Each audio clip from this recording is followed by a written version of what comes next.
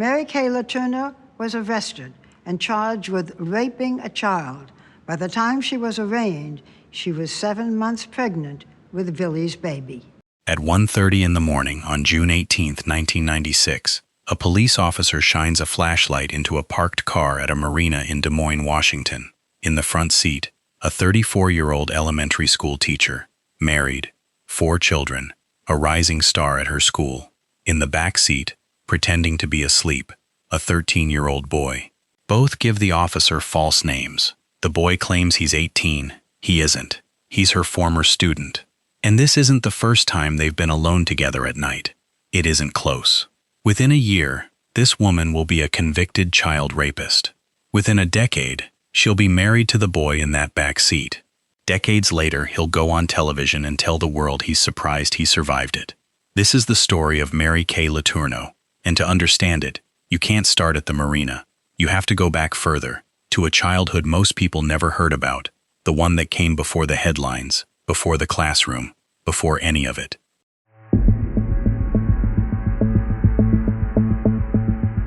Mary Catherine Schmitz was born on January 30, 1962, in Orange County, California, the fourth of 7 children, and the oldest daughter, in a household that looked, from the pews of their Catholic church, like a model family.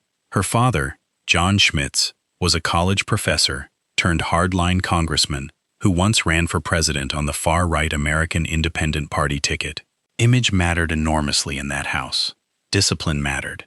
Appearances mattered. But behind the image, the Schmitz family was quietly unraveling in ways the public wouldn't learn about for years.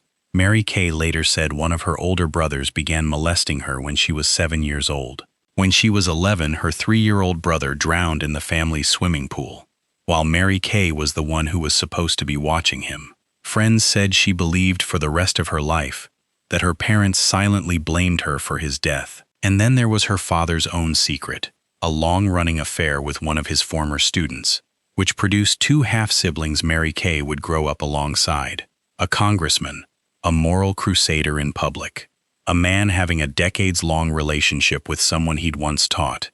Hold on to that detail.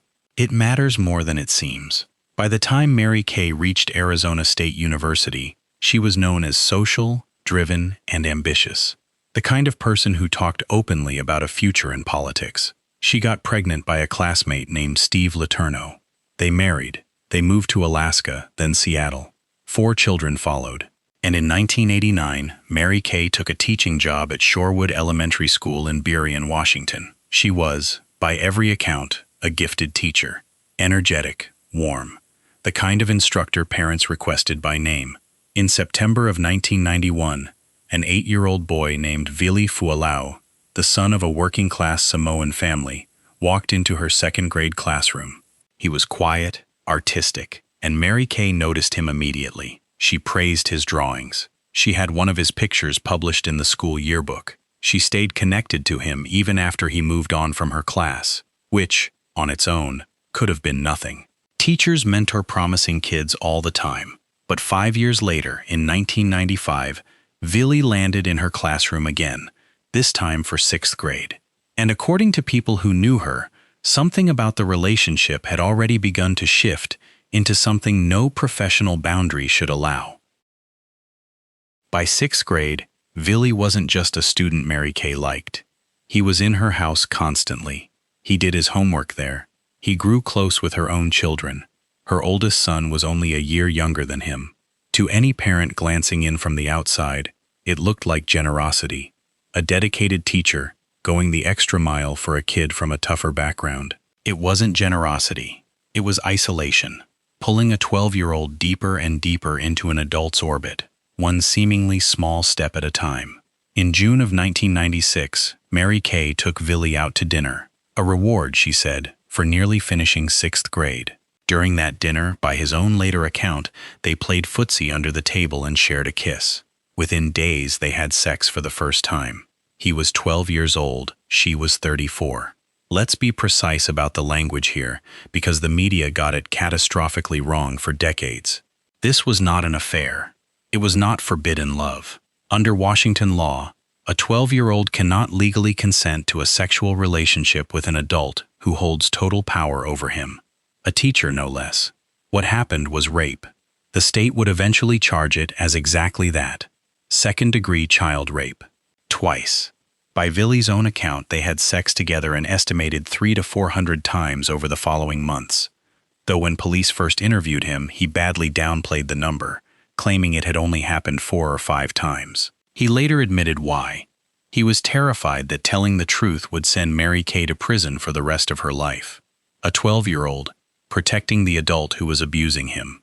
That single detail tells you almost everything about the psychological grip grooming can have. That June night at the marina, the one from our cold open, police let both of them go. They even called Vili's mother, Suna, to check in. She told the officers she trusted Mary Kay completely. If he was with her, she said, it was fine. It wasn't fine. It hadn't been fine for months. The truth stayed buried until February of 1997, when Mary Kay's husband, Steve, found something in his own house he was never supposed to find. Love letters. In his wife's handwriting, addressed to a child. Within days, a relative of Steve's made an anonymous call, first to Child Protective Services, then to the school district. A detective questioned Vili at his middle school. At first, he stayed silent. Then, slowly, he admitted it was true. On February 26, 1997, Mary Kay Letourneau was arrested and charged with child rape. She was already pregnant with Vili's child. The media storm that followed was unlike almost anything the country had seen. A married elementary school teacher, a 7th-grade boy, a pregnancy, and a defense team that was about to try something almost nobody expected. While out on bail, Mary Kay gave birth to a daughter in May of 1997. She named her Audrey. 3 months later, in August, she pleaded guilty to 2 counts of second-degree child rape. But before sentencing, her legal team introduced a psychiatric evaluation that would define the entire public conversation around this case for years. A diagnosis of bipolar disorder, delivered by forensic psychiatrist Dr. Julia Moore.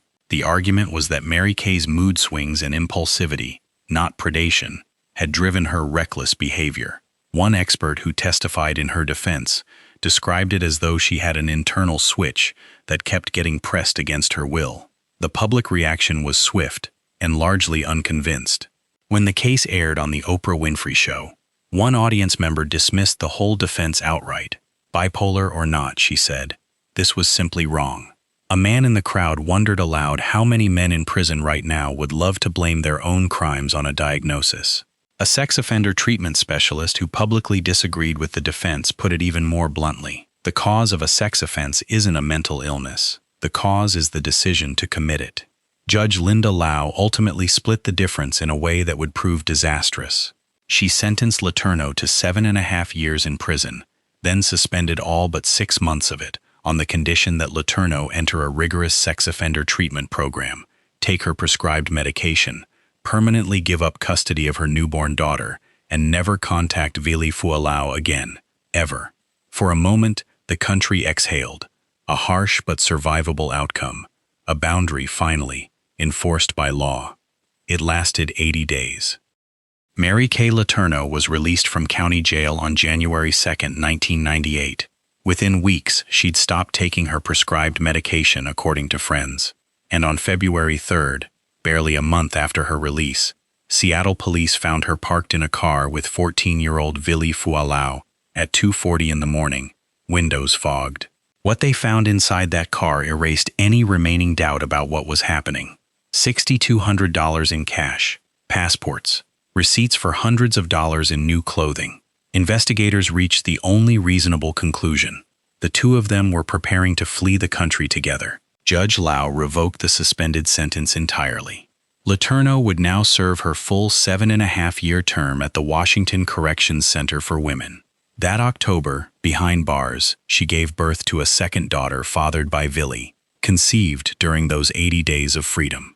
He was 14. While in prison, Letourneau continued trying to reach him through smuggled letters, a violation that eventually landed her in 6 months of solitary confinement. The compulsion that had put her there in the first place hadn't gone away. If anything, prison seemed to sharpen it. And somewhere in all of this, lost under headlines that debated whether this was love or lust, lost under talk show audiences arguing about bipolar disorder, was a teenage boy raising 2 infant daughters he'd fathered before he could legally drive. Years later, in a 2020 interview with Barbara Walters, Vili Fualaau finally described what that period actually felt like from the inside. He said no one around him, not the school, not his support system at home, knew how to help him through it. He described a depression so severe and prolonged that, in his own words, he was surprised he was still alive. That's not a headline that made the tabloids in 1998. It should have been the headline the entire time. Kay Letourneau was released from prison in August of 2004 after serving her full sentence. Vili Fualaau was 21 now, a legal adult, and in a decision that stunned the public all over again, he personally petitioned the court to lift the permanent no-contact order that had governed both their lives for 7 years. The judge granted it. 9 months later, on May 20, 2005, the two married at a winery in Woodinville, Washington, in front of 250 guests. Their 2 daughters, the children born from the crime that had sent their mother to prison, served as flower girls. The couple sold the wedding video to the press. For the next several years, they lived what looked, from a distance, like an ordinary suburban life, reunited with their daughters, giving occasional interviews, even appearing together on Larry King Live, and, years later, that 2020 sit-down with Barbara Walters. In 2009, they went so far as to co-host a themed nightclub night called Hot for Teacher, with Vili DJing and Kay dancing. But underneath the public performance, something Vili said in that Walters interview cut through everything else. Asked directly, he stated plainly that he doesn't support relationships between adults and children. Not in general, not for anyone, including, implicitly, the one that had defined his entire life. It's a striking thing to hear from a man who was, by then, still married to the person who did that to him. Just my opinion. It suggests someone who spent decades trying to reconcile what happened to him with the family it produced, without ever fully calling it what it was, at least not publicly, at least not yet. In 2017, Vili filed for legal separation. Their divorce was finalized in 2019. Kay Letourneau died of colon cancer in July of 2020. She was 58. For years, popular culture filed it under scandal, something scintillating, almost romantic in its defiance of convention. Bar owners literally marketed it as a love story to sell drinks. But strip away the tabloid gloss, and what's left is much simpler and much darker. A woman shaped by her own unresolved childhood trauma used a position of total trust to abuse a child for years, starting when he was still in elementary school. The marriage that followed doesn't undo that. The public fascination doesn't excuse it. And Vili Fualau's own words, spoken decades later on television, tell you where the truth actually lived the whole time, not in the wedding photos or the nightclub appearances, but in a boy who nearly didn't survive what was done to him, and who grew into a man still working out how to name it. Here's the question this case leaves behind. The one true crime as a genre doesn't ask often enough. If a 12-year-old girl had been groomed for years by a male teacher, would anyone, anywhere, have called it a love story? That question is the real crime scene here, and it's one this country still hasn't fully closed the case on. Thanks for watching. Any questions or corrections, drop in the comments section. Subscribe for more. See you next video. Have you been intimate with Vili? Well, what we most like about this part of our life right now is that it's nobody's business. Mary, was it worth it? I don't look at life that way. I do my best. So if you asked me that question, did you do your best through every situation?